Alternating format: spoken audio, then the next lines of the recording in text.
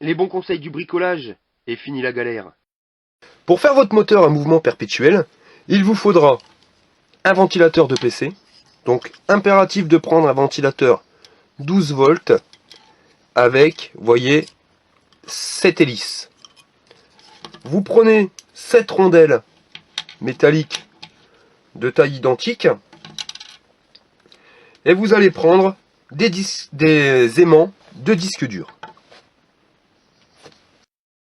Pour commencer, nous allons venir coller les rondelles métalliques sur l'extérieur des pales. Voyez? Donc il faut absolument, pour éviter de créer un déséquilibre, les coller uniformément. C'est-à-dire que sur la pale, quand vous l'avez collé à cette position, sur les autres pales, il vous faut absolument les coller au même endroit. C'est-à-dire que vous n'allez pas coller une rondelle ici, puis une autre à l'extérieur de la pale ou à l'intérieur. Si elle est au milieu de la pale, toutes les rondelles doivent se trouver au milieu de la pale. Vous prenez un pistolet à colle, que vous aurez fait chauffer au préalable, une petite noix de colle, et vous allez venir, comme je vous l'ai dit, coller votre rondelle. Et vous faites l'opération sur toutes les pales. Donc un petit peu de colle. Arrangez-vous pour pareil, hein, la colle que vous mettez soit uniforme. Pour pas de créer, on va dire, déséquilibre. Après, ça risque de faire un contrepoids.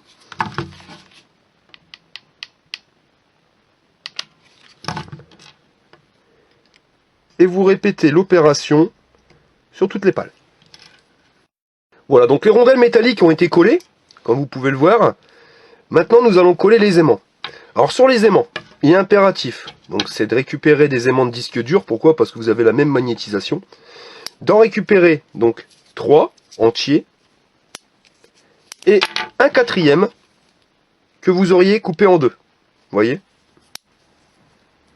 Coupé en deux.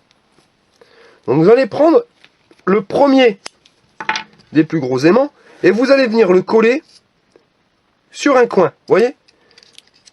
Donc il faut absolument pas qu'il touche les hélices, mais qu'il soit assez près pour attirer le champ magnétique. Donc vous allez venir mettre votre colle et appliquer votre premier aimant comme ceci sur le ventilateur. Donc veillez bien à ce que ça ne touche pas. Vous voyez, on commence déjà à voir le mouvement. Ensuite, comme vous pouvez l'observer, c'est pour ça qu'il est impératif d'avoir des ventilateurs à 7 pales, vous allez voir que les pales sont décalées par rapport au coin. Et bien ça va nous servir. Vous allez reprendre un deuxième aimant complet. Vous allez combler de colle dans le deuxième coin. Et vous allez poser votre aimant à l'identique. Vous voyez, on fait juste dépasser un petit peu. Ça ne touche pas. Là, on commence à voir qu'il manque pas grand chose pour que ça se lance. Donc les deux aimants sont collés, nous allons coller le troisième. Et vous allez voir que quand on commence, vous voyez, quand on commence déjà à remettre 3 aimants, on commence déjà à voir l'effet, on va dire, de mouvement. Donc, même punition, vous prenez votre colle, vous le mettez au coin, et vous superposez votre aimant.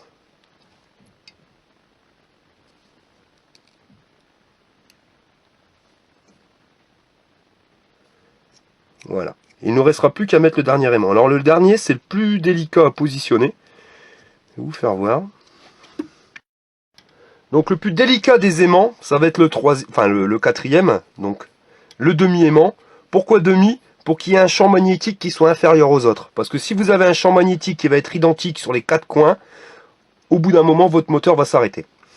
Donc là, le plus délicat, c'est vraiment de le positionner. Donc vraiment être sûr qu'il soit positionné aux 3 coins pour les 3 aimants, les 3 premiers aimants. Et ensuite, avec votre aimant, vous allez venir vous rapprocher tout doucement donc des rondelles. Comme je vous dis, c'est pas le plus facile. Donc vous approchez. Et quand on retire, regardez, ça s'arrête. Voilà. Donc vous voyez, je crois que sur le centre, ça devrait être bon.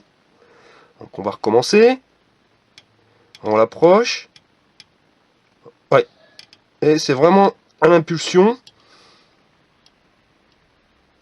c'est au millimètre. Voilà. Donc vous bloquez. Quand vous voyez que votre moteur commence à tourner, vous savez que l'aimant, vous devez le mettre là. Donc vous allez retirer l'aimant et vous voyez que dès que vous retirez l'aimant, bah, le moteur va avoir tendance à s'arrêter. Alors, je vais venir coller l'aimant. Donc vous positionnez. Voilà. Et ça devrait marcher. Voilà. Donc bien le positionner. Et voici, vous voyez, votre moteur perpétuel est maintenant créé. Voilà, donc votre moteur tourne.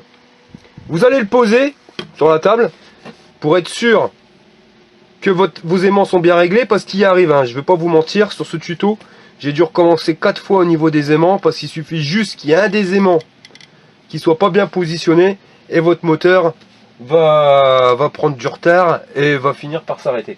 Donc vous faites le test, vous le posez. Désolé pour le petit bruit de vibration, mais vraiment il faut regarder. Hein. Ouais, c'est bon, ça fonctionne. Donc une fois que vous avez calé les aimants sur votre ventilateur, il vous restera plus qu'à exploiter, on va dire, le courant qui sort de la fiche. Parce que c'est l'effet inverse, c'est-à-dire que si votre moteur tourne, bah, il crée du courant, il devient un générateur. Un moteur où vous injectez du courant, il tourne, c'est un moteur. Quand ce moteur tourne, mais qu'il n'a pas de courant, c'est lui qui va créer son propre champ magnétique et qui va créer le courant. Il devient générateur. Donc pour convertir en 220, parce que n'oubliez pas que on a utilisé un transformateur de 12 volts, enfin un moteur de 12 volts, il va nous falloir un transformateur de 12 volts. À savoir, comme il y a des pertes, moi je préfère utiliser, donc je sais pas si vous voyez hein, sur la vidéo, c'est un transformateur 9 volts, mais impératif, un assez puissant, donc là vous voyez 12 volts ampères, ce qui quand même permet d'avoir une bonne patate. Et en alternatif, c'est impératif. Avant toute chose, avant de le raccorder, là vous avez la prise 220. Donc logiquement vous mettez la prise 220 dans votre réseau, donc dans votre prise électrique, et vous allez convertir du 220 volts en 12 volts de sortie. Enfin, là en l'occurrence 9 volts. Là on va faire l'inverse, c'est-à-dire qu'on va injecter du 12 volts dans le secondaire du transfo, et donc en primaire il va nous sortir tout simplement du 220. Donc avant toute chose, le primaire qui ici va devenir le secondaire, vous allez le couper. Vous coupez le fil. Voilà. Vous allez le dénuder. Faites impérativement ça avant de raccorder votre transformateur. Sinon vous allez vous prendre une châtaigne, il va être sous tension, vous allez vous prendre du 220. Hein. Vous prenez, vous dénudez les fils. Et vous allez venir y raccorder une simple multiprise, une triplette, hein, ce que vous voulez. Ça sera les prises qui vous desserviront du 220. Pour éviter de prendre une châtaigne, vous voyez, vous allez venir visser les dominos directement sur la multiprise, ce qui nous permettra d'isoler le système.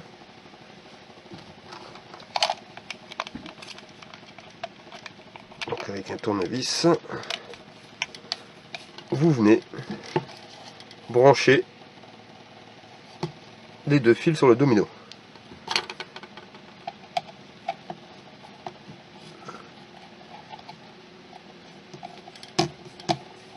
Nous allons nous occuper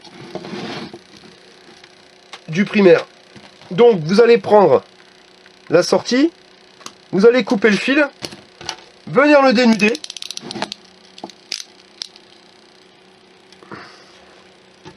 Ensuite, vous allez venir couper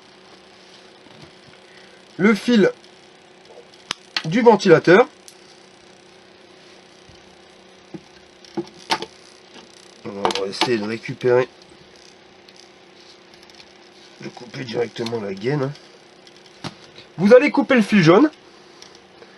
Pour l'expérience, on aura besoin uniquement du fil rouge et du fil noir. Donc je vous disais donc de venir raccorder le fil noir sur un domino et de venir le mettre sur le fil noir du ventilateur.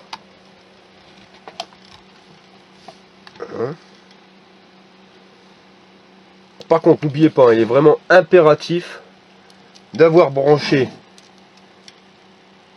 à la sortie du 220 un domino avec votre multiprise.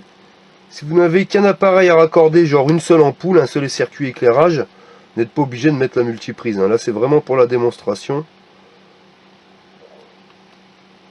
Quand vous voyez le prix de l'électricité, c'est quand même de sacrées économies.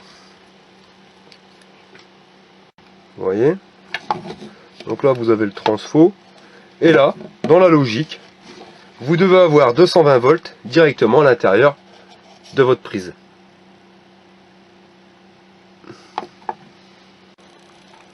Voilà, vous positionnez le transfo comme ceci. Et nous allons faire le test. Donc nous allons maintenant passer au test de notre machine. Alors, vous allez le voir, nous allons brancher une première ampoule. Donc ampoule que voici. Nous branchons directement donc le fil sur la prise. Voilà. La première ampoule fonctionne. Nous allons raccorder une deuxième ampoule.